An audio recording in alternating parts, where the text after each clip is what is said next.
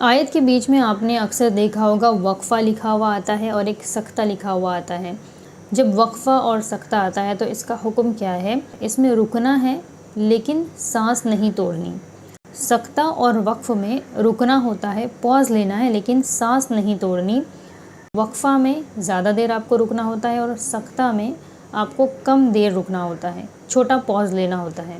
اور جہاں پر میم کی علامت آتی ہے وہاں پر وقف کرنا لازم ہو جاتا ہے، یعنی کہ آپ کو وہاں پر کمپلسری رکنا ہے۔ اب اس کو کیسے پڑھیں گے؟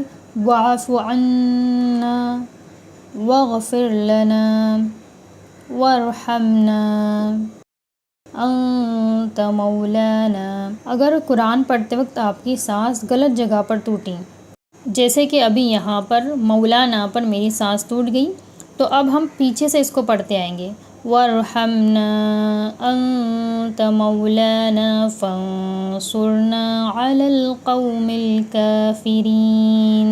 اگر آیت کے بیچ میں آپ کی سانس ٹوٹ جاتی ہے تو آپ کو پیچھے سے پڑھتے ہوئے آنا ہے اور صحیح طریقے سے وقف کرنا ہے۔ جیسے یہاں پر نون الف زبر نا جو ہے یہ بالکل اپنی حالت میں ایسا ہی پڑھا جائے گا جیسے لکھا ہوا ہے۔ اس کا وقف کرنے کا طریقہ یہی ہے کہ یہ اپنی حالت میں ایسا ہی پڑھا جائے گا، اور جب زبر زیر پیش ہوتا ہے تو اس کو ہم ساکین کر کے وقف کرتے ہیں۔